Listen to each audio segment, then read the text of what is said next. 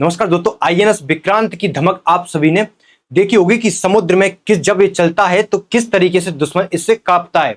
Operation सिंदूर से संबंधित एक रिपोर्ट सामने आई है जिसमें कहा गया है कि जो इंडियन नेवी थी वो पूरी तरीके से तैयार थी, टारगेट भी लॉक थे।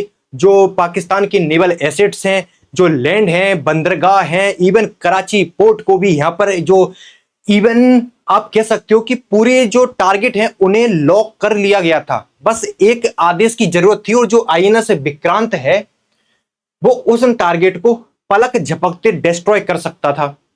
और जब इस पूरी सिचुएशन घट रही थी, इसमें हुआ क्या कि आईएनएस विक्रांत ने पूरी तरीके से समुद्र में तैनाती कर ली अपनी। उसके बाद पाकिस्तान के जो वॉरशिप थे उन्हें बंदरगाह से बाहर निकलने ही नहीं दिया। उसका जब सिचुएशन शांत हुई उसके बाद एक पाकिस्तान का एक प्लेन जो कि पूरा जो ब्यौरा लेने आता है कि किस तरीके से अब वहां का माहौल है, क्या भारत की पोजीशन है, और जैसे ही वो बाहर निकलता है जासूसी करने के लिए, आईएनएस विक्रांत उसे ट्रैक करता है और उसके बाद MiG-29 जो हमारा फाइटर जेट है वो उड़ान भरता है और पाकिस्तान के जो एयरक्राफ्ट है उसके सामने जाकर खड़ा हो जाता है और पाकिस्तान के एयरक्राफ्ट को वापस वहां से भेज दिया जाता है। पूरी क्या सिचुएशन हुई आपको बताते हैं कि इस रिपोर्ट में क्या क्या बताया गया है, किस तरीके से भारतीय इंडियन नेवी ने किस तरीके से इस अगर मौका मिल जाता तो किस तरीके से परिणाम होने वाले थे, किस तरीके से तबाही मचने वाली थी। इस तरीके से रिपोर्ट सामने आती है कि जो टारगेट है उन्हें लॉक कर लिया गया था, चाहे वो नेवल एसेट्स हो पाकिस्तान के, चाहे वो बंदरगाह हो, चाहे वो लैंड जो टारगेट है उनको भी लॉक किया गया था। समुद्री टारगेट और लैंड टारगेट दोनों को यहां पर लॉक किया गया था। बस एक आदेश आने की देरी थी यहां पर, जो कि फिर मिल ही नहीं पाया। इसके बाद कई सारे आपने देखे होंगे कि मीम वगैरह भी बनते हैं कि अगर अगली बार कोई सिचुएशन घटती है तो जो इंडियन नेवी है उसे मौका मिले इस बार ओपनिंग करने का। इस तरीके से माहौल क्रिएट किया जाता है। अब आपको लग रहा होगा कि आईएनएस विक्रांत अकेले जाकर समुद्र में तैनात हो जाता होगा।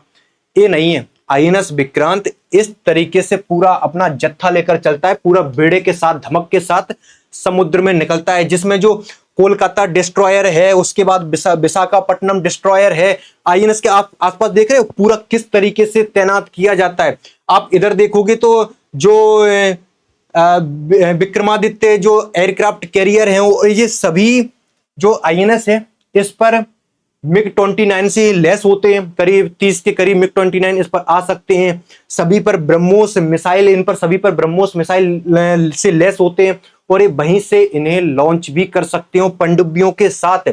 इस तरीके से ये आईएनएस विक्रांत चलता है। उसके बाद जो पूरी सिचुएशन हुई पहलगांव वाली, उसका था कि भारत बदला लेगा, भारत बदला लेगा। जैसी अब अपन को तो लगा कब लेगा। जो भारतीय नौसेना थी उसने समुद्र में अपनी पकड़ बनाना शुरू कर दिया था शुरू से ही, और समुद्र में सबसे पहले अपना पूरा घेरा जमा दिया। उसके बाद पाकिस्तान के वॉरशिप को बंदरगाह से बाहर ही नहीं आने दिया। पाकिस्तान की जो पनडुब्बियां थी, पाकिस्तान के जो वॉरशिप थे, वो बंदरगाह पर ही सीमित रह गए, उन्हें बाहर निकलने का मौका तक नहीं दिया। भारतीय सेना ने इस तरीके से उस क्षेत्र पर पकड़ बनाई थी और हॉट स्टैंड बाई, यानी कि सिर्फ आदेश की देर थी और वो आदेश फिर मिला ही नहीं, क्योंकि सिचुएशन फिर इतनी बिगड़ी नहीं कि इंडियन नेवी की जरूरत पड़ती। और इंडियन नेवी अगर एक बार गेम में आ जाती तो सिचुएशन आपको पता है कि किस तरीके से पाकिस्तान को यहां पर तबाह किया जाता। होता यह है कि जो इंडियन नेवी है उसको कहा गया था कि आप अपने बिल्कुल टारगेट को लॉक कर रखें। इंडियन नेवी ने अपने सभी टारगेट को, चाहे पाकिस्तानी नेवी शिप हो, उसके बाद चाहे वो क्या कहते हैं, उसके बाद लैंड बेस्ड एरिया हो, सबमरीन हो, बंदरगाह हो, इनको सभी को यहां पर टारगेट लॉक कर दिया था, हॉट स्टैंड बाई पर रखा गया था। और जैसे ही आदेश आता उसके बाद तुरंत इंडियन नेवी एक सेकंड की देरी भी नहीं करती और तुरंत वहां से ब्रह्मोस के शॉट गिरते सीधे जाकर। और इस तरीके से क्या मंजर होता आपको भी पता है। उसके बाद अब मैंने कहा कि जैसे कि पाकिस्तान के वॉरशिप को बंदरगाह से बाहर ही नहीं आने दिया। जो फ्रिगेट है और कॉर्बेट है पाकिस्तान के ये वॉरशिप हैं, उसका कई जो मोर्चे, जो अग्रिम मोर्चे के जहाज हैं बंदरगाह पर ही सीमित रहे, उन्हें बाहर निकलने का मौका ही नहीं दिया। किस तरीके से भारत ने पूरे समुद्र पर पकड़ बनाई। आप अभी सोच रहे हो कि ये सिचुएशन उस समय किस तरीके की रही होगी। पाकिस्तान के लिए समुद्र में एक तरीके से पूरा बैकफुट पर ढकेल देना, समुद्र में रास्ता ही नहीं देना, समुद्र में ना ही पाकिस्तान का एक भी एयरक्राफ्ट उड़ने ही नहीं दिया। उसके बाद जब सिचुएशन शांत होती है, पाकिस्तान का एक एयरक्राफ्ट जो कि RAS-72 है, ईगल है, इस तरीके से बाहर निकलता है, ATR-72 टर्बोप्रॉप, और इस तरह एक जांच पड़ताल के लिए निकलता है, जासूसी करने के लिए निकलता है, और इसे INS विक्रांत ट्रैक कर लेता है। एकमात्र ये जो बाहर निकला था जब सिचुएशन शांत हुई, माहौल शांत हुआ, तो पूरा माहौल देखने के लिए कि भारत के जो वॉरशिप हैं वो कहां पर हैं, INS विक्रांत क्या मूवमेंट है, किस तरीके से कौन कहां पर उपस्थित है, ये पूरी जानकारी जुटाने के लिए। क्योंकि किसी भी सबमरीन जो ये पाकिस्तान की युद्धपोत हैं उनकी हिम्मत ही नहीं हुई बाहर आने की, क्योंकि आते तो किस तरीके से तबाही होना था। एकमात्र जो बाहर आया निगरानी करने के लिए, उसके बाद इसे ट्रैक कर लिया गया और तुरंत ही MiG-29 के उड़ान भरता है और इसके सामने जाकर खड़ा हो जाता है। और सामने इसके जब पहुंचता है MiG-29, कहते हैं कि 100 मीटर की दूरी थी, MiG-29 इसके सामने जाकर खड़ा हो गया और इसे तुरंत वापस जाने के लिए कहा यहां पर, और इसे अपने वापस बिलमर जाना पड़ा और MiG-29 ने इस तरीके से बैकफुट पर ढकेला। ये सिचुएशन हुई कुछ, हालांकि भारतीय चाह रहे थे कि इंडियन नेवी का उपयोग होना चाहिए था।